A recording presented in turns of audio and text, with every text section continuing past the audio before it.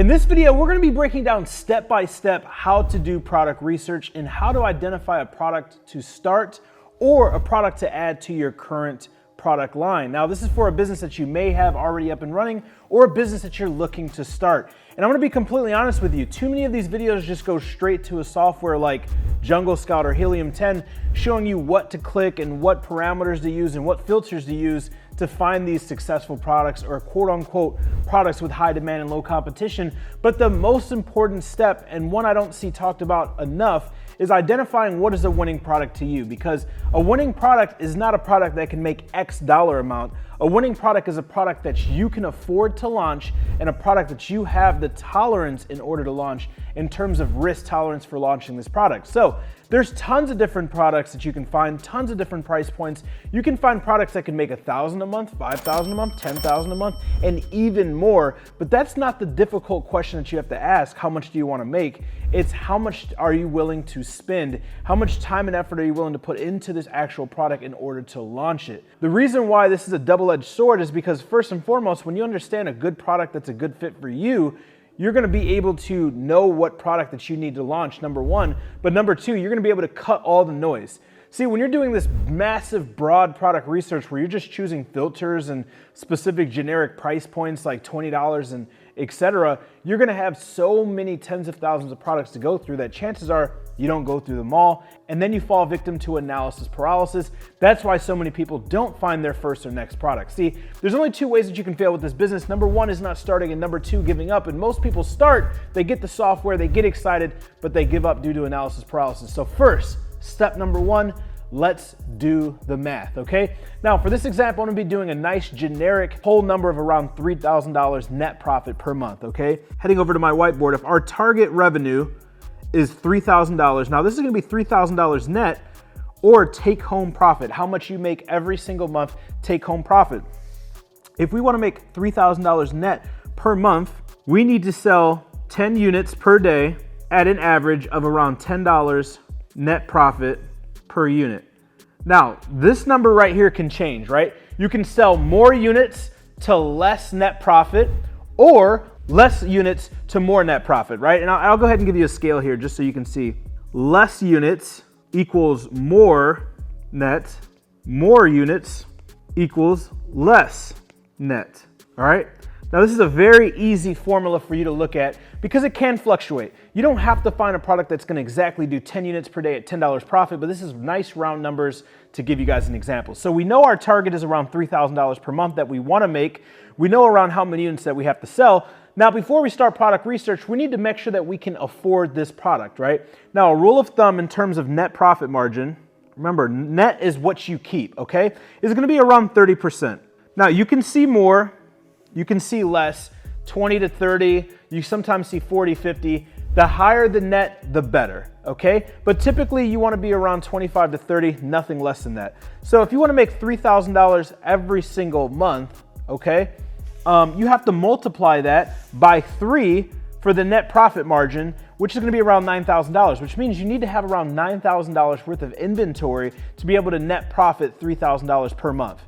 This is just following this rule of thumb right here. So once you understand that, if you have around $9,000, and when you're starting, again, full disclaimer, when you're starting, you're not gonna start this product and your very first month make $3,000 or whatever your target is, because you have to build up to that stage, right? And it looks something like this. You start here at ground zero, and here's 10 at scale, okay? Here's the ground. You have to ramp this up, and there's different stages to scale for you to hit to this target, right? So this isn't some get-rich-quick scheme where you find a product, launch a product, tomorrow you're a millionaire. It does take some time, but once you get past this stage, it is sustainable. Because once you get to 10, you're able to sustain this by maintaining your BSR, which is bestseller rank, okay? And by maintaining your reviews and by maintaining your sales, okay? So now that we understand these things, and you're gonna have to play around with this to find the sweet spot. Maybe you don't have 9,000 to get started, maybe you have 5,000 to get started. So if you cut the budget in half, you can cut the target revenue in half. So is it safe to say that still starting with $5,000 investment to make $1,500 or $2,000 cash flow every single month, which is around $20,000 to $24,000 per year, is still a good investment? Absolutely. I can't do that with stocks. I definitely can't do that with real estate. So this is the part that a lot of the gurus aren't telling you. And this is where success and successful product research starts, with knowing what you're researching.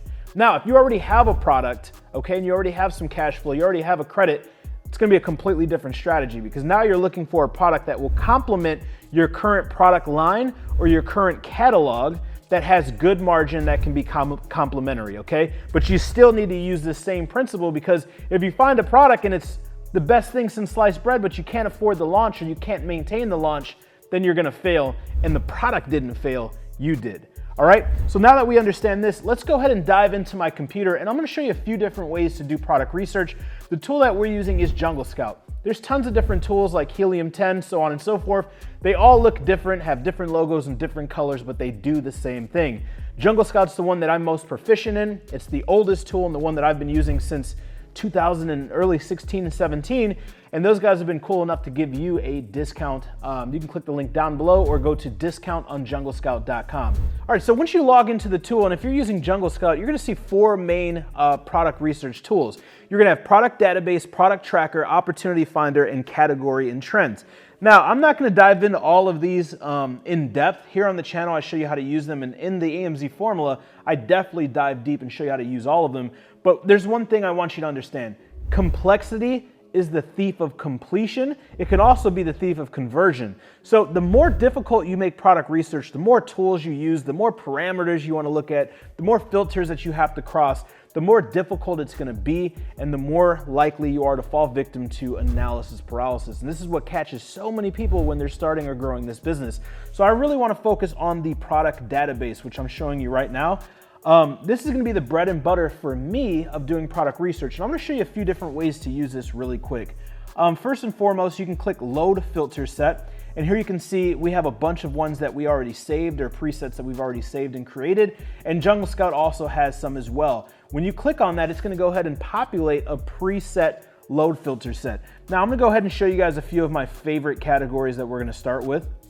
All right, so once we click the categories and the categories that we want to select, we're going to move over to product tier. Now, product tier is the size of the product. Anything bigger than arm's length and anything that weighs more than 50 pounds is going to be a team lift or an oversized product. Now, some people say stay away from oversized. Some people say stick with standard. Some people go for oversized. Here's the thing. When you know the numbers, how much you have to invest and what numbers you want to make, you can play around with this. No person on the internet or YouTube or Google or any course is going to have the best filters or presets. There are too many products on Amazon's catalog, and you want to use a combination of these different filters and presets to narrow down to search to meet your search criteria. Now, if you already have an existing brand, in addition to how much you have to invest, then you would go to specific categories. So if I'm already selling in the beauty category, and I know I have $7,500 for a product and I want to make around $2,500 net per month, well then I can change the parameters to find and show me products that can net $2,500 where the launch will be around $7,500, and then I would click beauty and it would show me all the products within beauty. Now, if I've done my research and I found subcategories within beauty that I want to go to, I can target these super niche subcategories as well. So I want you to really, I want to make this very elementary because too many people make it broad and they're playing with all these filters, and then they're doing one of two things. Number one, they're giving up because they're being overwhelmed because there's just too much to look through. Or number two, they're not being organized enough to continue to do the research. The biggest mistake I see when playing with these filters and doing product research is not keeping track of your search queries or your search results. So what I like to do is I like to create a folder on my computer. You can literally go to your home page, right click, create new folder,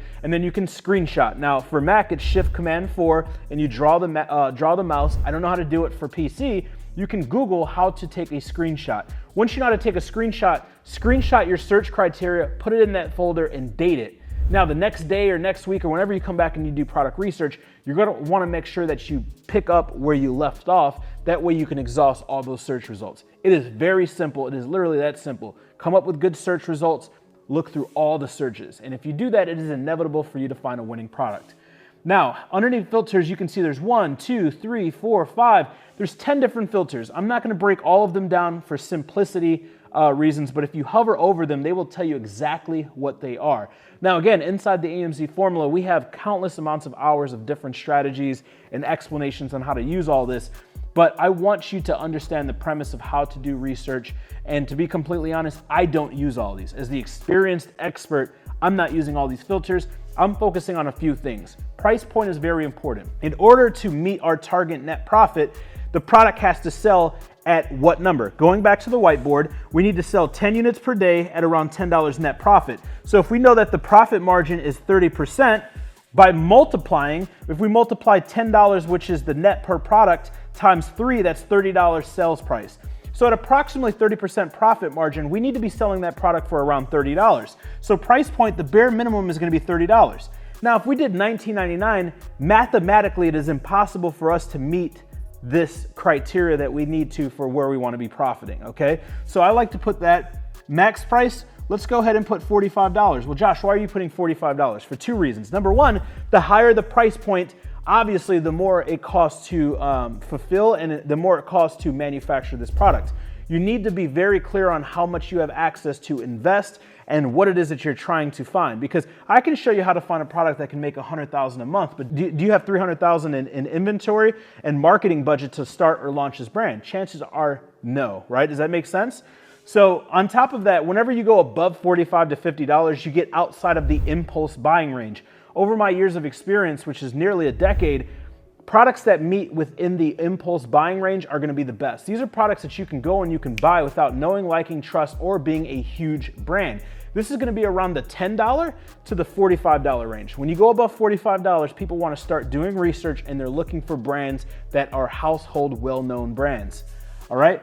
Now, another way that you could do this is minimum net. You could type minimum net being $10 because we know we need to make $10 net profit per product, and we can just simply type 10 units per day, right? So there's multiple different ways that you could adjust these filters to meet this search criteria. So you want to know, most importantly, what is the search criteria and then how to navigate these filters and which ones really, really matter, okay? Now, minimum sales is going to be the amount of sales. So going to 300 sales per month, or 10 per day approximately, 280 to 300 sales. And then another one that we're gonna play with is going to be reviews.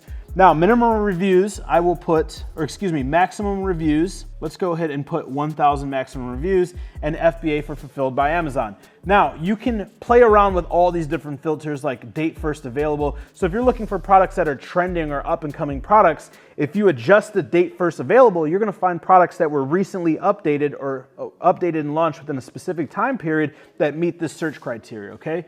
So the most important thing that I want you guys to understand is when you're doing product research, make it simple, make it quick, make it effective, and make it dummy proof, make it foolproof, make it to the point where you can't mess up. We've played with 3 filters. We have a few different categories. We're gonna get search results, which are populating right now. And I'm gonna show you how many products that we're gonna have to go through, how many pages. So if I display 100 units or 100 different products per page, here you can see that we're gonna have literally thousands of pages that we have to go through, and it's populating right now. And here you can see it's displaying 33,347 products and over 334 pages displaying 100 products per page. So what you wanna do in here, if you go into the right-hand side of this, you can literally customize the columns to show whatever it is that you want. You can download the CSV and you can add it to that folder. The beginning of the training, remember I said, create the folder, create the product criteria, create the date. You can download this CSV file, put it in Excel, and you can upload it to that folder. So you are keeping track of all the product research that you're doing, because product research is not difficult, it's not hard. The reason why people don't finish it, don't complete it, aren't successful is because of 2 things. Number one, they don't know how to do the criteria to find a winning product for them in terms of what they can afford in order to what they want to make. Usually that number is not realistic, they're not in synchronization.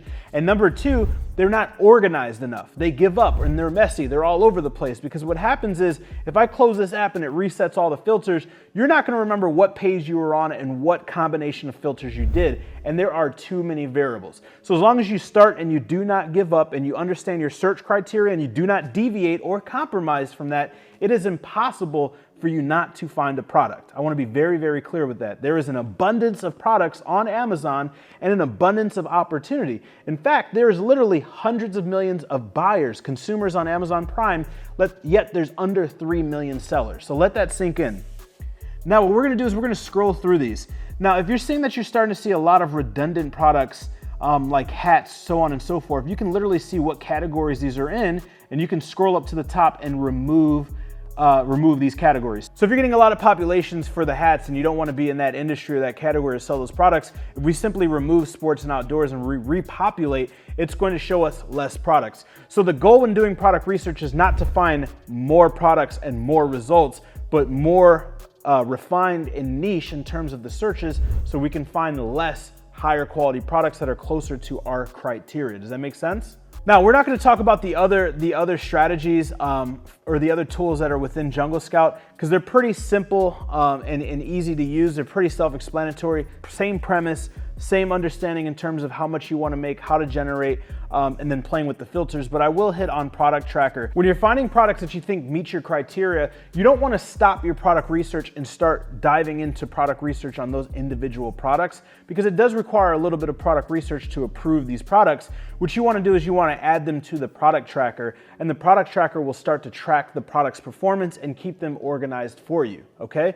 Now, a few things that we want to look at once we're finding these products is we want to look at Google Trends. And I'll give you a quick example. Let's go ahead and use Office Chair. The reason why we want to use Google Trends is because Google Trends is going to show you historical data based off of Google. And here you can go ahead and type which country. We want to use United States. And then we can go ahead and choose last year, last 12 months, last 90 days, 2004 to present.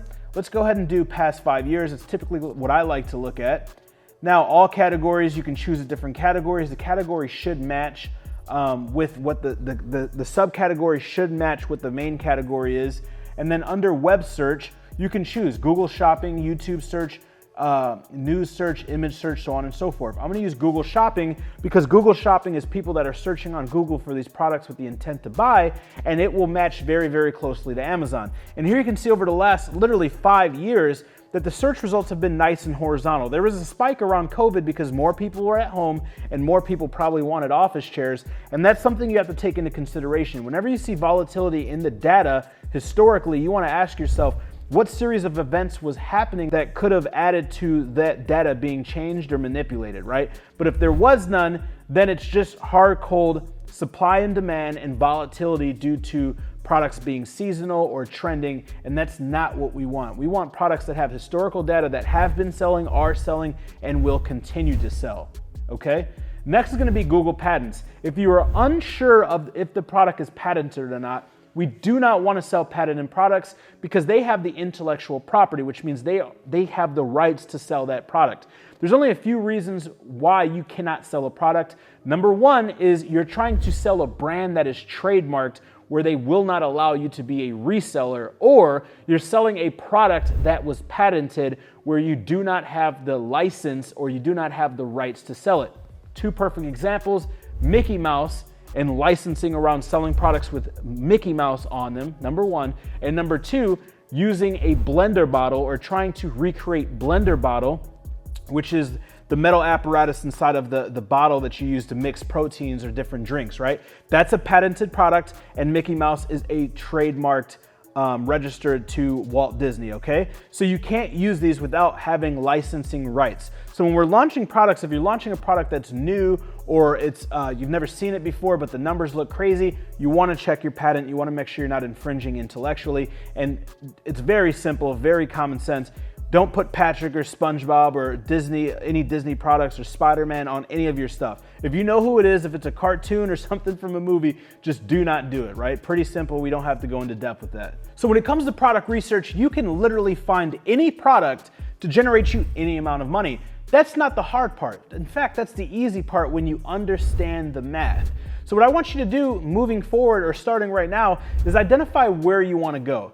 And the problem that I see a lot of new entrepreneurs and people with this business model have is they have unrealistic expectations. If you're working right now and you're making $2,000 a month and you want your first product to make you $10,000 a month, but you have $1,500 to invest, the math is not mathing. And I'm sorry to be the bearer of bad news, but I will never lie to you guys. I will never sell you guys snake oil. I'm just gonna keep it exactly how it is. Now, if you wanna make $3,000 a month, you wanna make $5,000 a month, and you identify how much you need to launch that product and you do not have access to that capital, but you believe in that mission and that vision and that niche and that category, then you need to do whatever it takes. When you lack resources, you need to become resourceful. A few different ways that you could do that is by partnering with a family member, partnering with a colleague, partnering with somebody else in a community like YouTube or Facebook or programs that you're in. You could also get lines of credit. You could take small personal loans, business loans. There's tons of different ways that you could get the resources if you lack resources, or you could just use muscle. You could start with the product that you can afford to launch. You can put all the money back into the business, scale it, and start to use that money to launch additional products. Hopefully this video helps. If you got any value whatsoever, smash that like button and hit the subscribe button so you're notified every single week, twice a week when we launch new videos like this, and we launch our 7-figure product series videos on Friday. That's a YouTube exclusive series where I'm going behind the curtains and showing you real world products that are profiting $1 million per year. I'll see you in the next video, and remember, you're only one product away.